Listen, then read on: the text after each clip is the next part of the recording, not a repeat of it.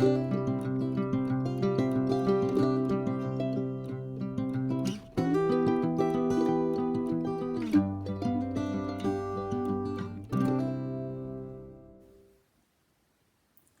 and welcome to another page in my memory book making tutorials. So today we are going to make the third page, and what I wanted to do today was to create a page that can sit on the other side of one of the pages we've already made. So when we make these pages, they are actually double-sided. So having made one side, and this was one we made much earlier on, what I want to do is to create one to go on this side so that when we put it in the book we've got both sides decorated. And this is what I wanted to create today. It's upside down. This is what I wanted to create today. So it's a very simple sort of semi-waterfall. You don't pull it, but it's got lots of little spaces for you to put whatever you want to put in, and then it ties up neatly with a ribbon. So that's what we're going to work on today. So I'm going to bring you down. Now, because you see me doing lots of cutting and embossing, there didn't seem a lot of point in going through all of that again. So I have, obviously I don't need to create a page this time, because it's going to go on the back of the page that I've already created.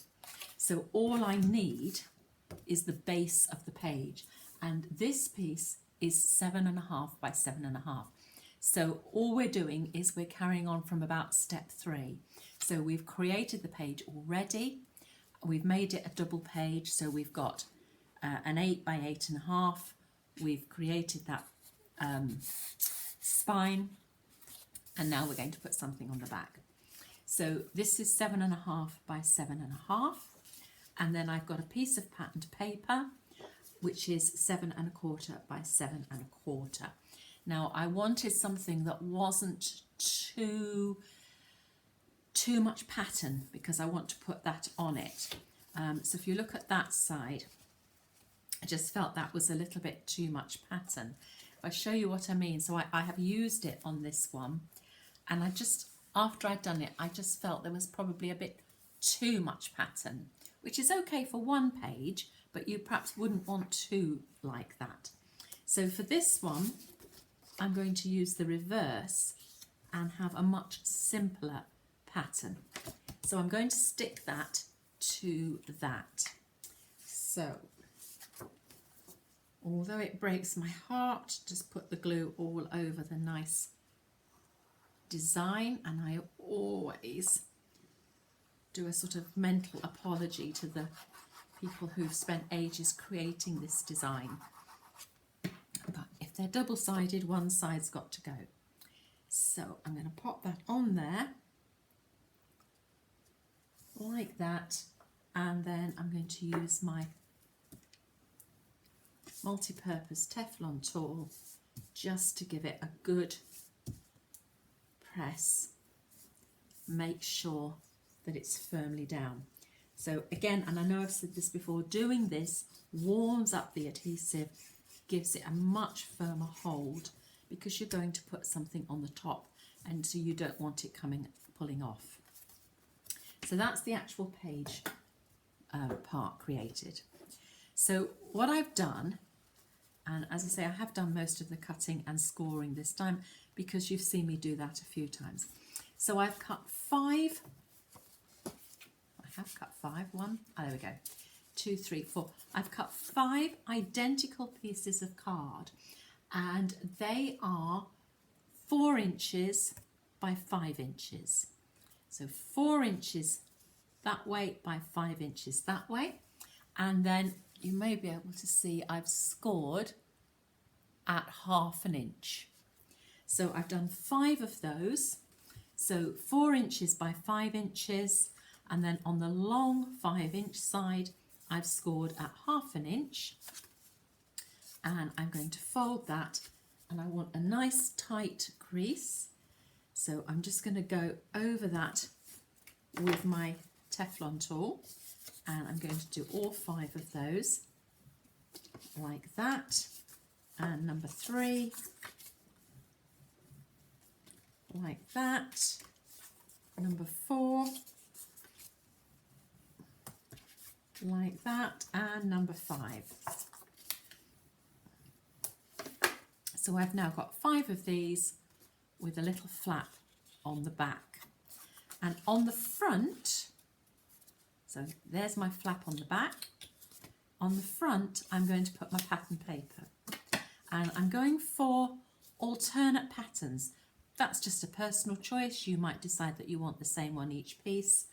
And I've gone for a very simple stripe, and then I've gone for a monochrome one in between. So these pieces are 3 3/4 by 4 1/4. So 3 3/4 by 4 1/4, and then they will fit perfectly on there with your little black border around the outside.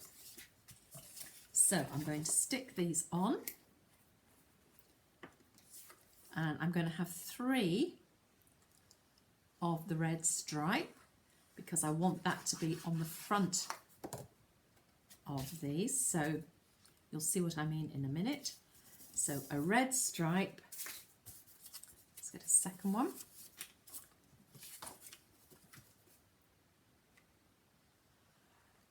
Now you could have 5 of these, all different.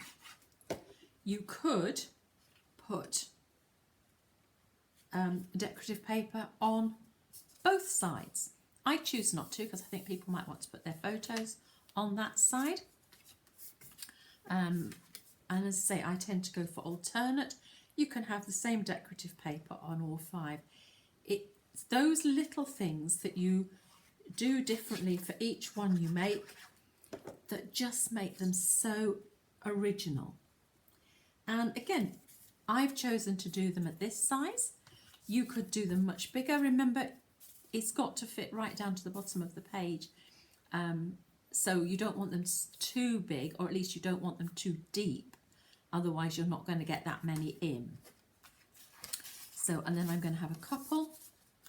I'm just making sure it's the right way up. So the folded bit is going to be at the top. So if you've got wording like I've got on here, you need to make sure it's the right way up. So I'm going to pop that one on there. Like that. Again with my little black border around the outside. And then the final one is going to go on here again. It's got some writing on it and some images that need to be up the right way. For those of you who don't know what the paper is that I'm using, it's Graphic 45 and it's the Elegance collection. So there we go. So there's all 5. So what I'm going to do now is, using my board, I'm going to roughly find my midpoint. So looking at this, it's 19 centimetres. So my midpoint is going to be 9.5. So let me just go up here and find roughly the 9.5. So 1, 2, 3, 4, 5, 6, 7, 8, 9, 9.5. I'm just going to put a little mark there. And then I'm going to find the halfway mark on here. That is 10 centimetres. So the halfway mark is going to be 5 centimetres. 1, 2, 3, 4, 5. Just going to put a little mark on there. And then I can line up my 2 little marks. And that tells me that I'm central. Okay, because it does look better if you take that couple of seconds just to make sure you are absolutely central. So, having said that, I actually want one of the red ones first. So I'm just going to do that same thing again. Put that little mark on there. Line that one up. So because I've got 3 of the red, it's going to go red, black, red, black, red. Yeah, you get it. So this is actually going to be my top one. So the first one that you put on is actually going to be the one that you're going to see all the pattern. So if you're going to have different patterns on each one, this is the one that you want the nicest pattern on. Okay, so I'm going to get some glue and I'm going to put some glue on my tab, which is what I was trying to say, lining up my little marks, which I've lost. That's it. There's the light in here. Line that up, and this has got nice patterns in straight lines, so that helps as well. So I can line that up and make sure I'm happy that it's straight. It's not absolutely straight. So I'm just going to come up slightly that side. And then just, yeah, that's fine. That's straight. So in here somewhere, amongst all my rubbish, I should have the rubber. There we go. So this is actually a glue rubber, but it's fine just for little bits of pencil as well. So I'm just going to take that off there a little bit and off there. There we go. So I've got rid of my marks. So from now on it's easy. So I'm going to take that one down. So I'm now going for one of my black ones. Take that across and I'm going to butt it up to the line, but I'm just going to leave just a tiny little hint of the paper underneath. And the reason I'm doing that, I'll hold this up so that you can see in a minute, is because I don't want it to affect this hinge. So I'm making sure it's lined up absolutely. And if I show you, you should just be able to see there's the tiniest little slither of the red underneath showing through. That just means when you open it, it's going to lie flat. Okay, so that's the first 2 in. I can see they're absolutely lined up. So I'm ready for the next one. So a little bit of glue along that edge there. And again, I'm lining it up. And I'm leaving just the tiniest little bit showing. Before I press it down, again, I'm just going to check it's all in a nice line. I'm happy with that. So you can see how it's beginning to come down. You can see how this one, the first one you stuck on, is going to be the one that shows. So we're now coming down to the next one. So a little bit of glue on the flap. Line it up just with a tiny little gap. Bring it down. That's all looking fine. And finally, now if you're like me and you try really hard but it doesn't always come out straight, you can just straighten it as you go down. So you might have a slightly bigger gap one side than the other. But that's a good way of just getting them straight. So I can just check that at the bottom because it's straight. Okay, that's fine. Bring it down and you can see now how that waterfall all comes together and each one will open up. So what I'm going to do, because you hope that people will open these flaps and play with it a little bit, is I'm going to now go along with my Teflon tool, and on each one of these I'm just going to give that a really good burnish. Now the joy of the Teflon tool above any other bone folder is that it doesn't leave any marks on the black, and I use a lot of black, so having this Teflon tool has been the best thing for me. If you can get hold of one of these, they are good to have. Okay, so that's going to come down like that.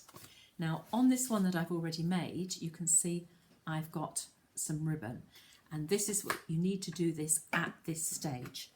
So I'm going to turn this over, and again I'm going to go for my 9.5 centimetres.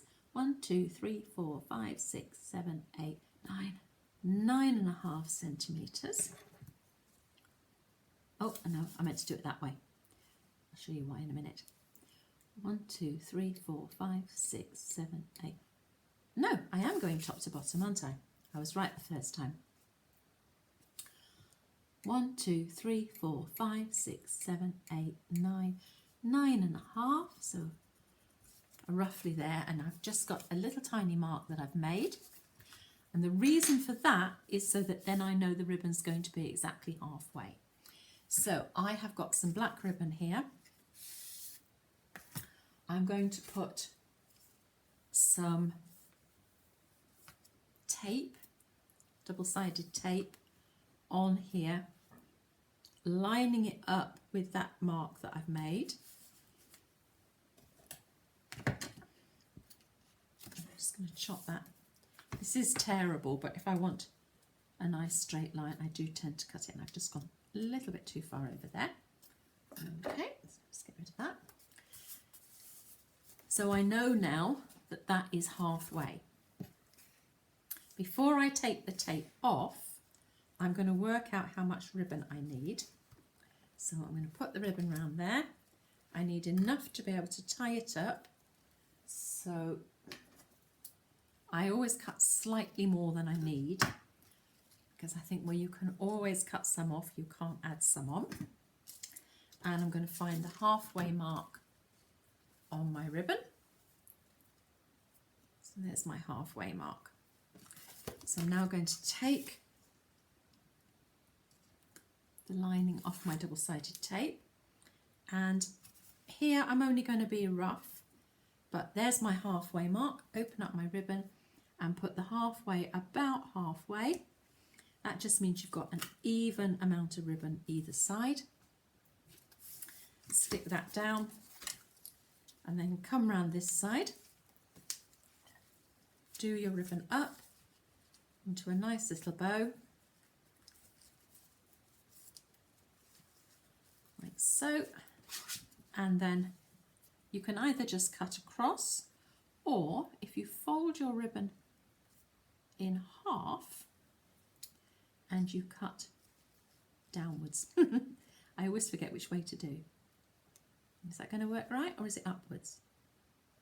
Upwards. Cut upwards. You end up with a nice little sort of like a dovetail.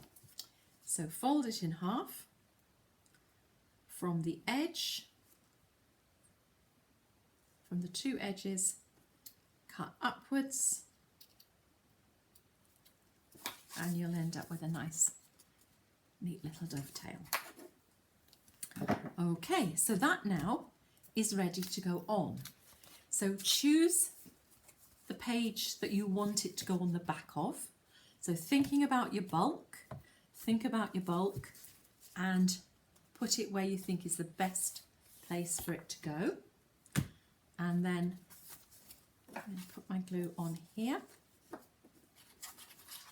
So this means that your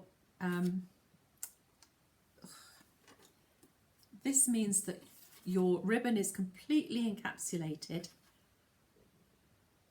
inside. That does not want to come out. I've been a little daft. I haven't put it back in upside down. I'll try this one.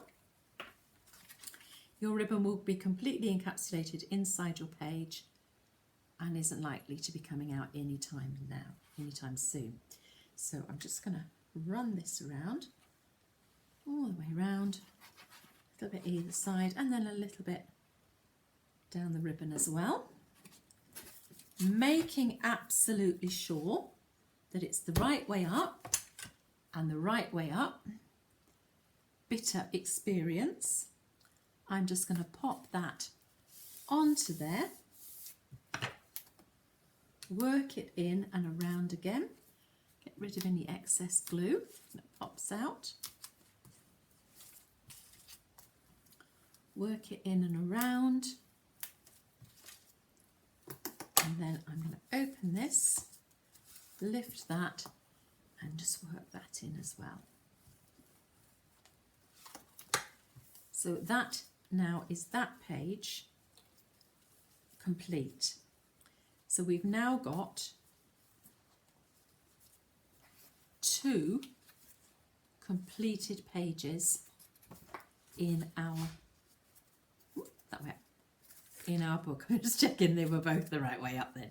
So, okay, so I hope that's been helpful. And I will get round to doing another page, hopefully in the next week or so. Thank you for watching. Bye-bye.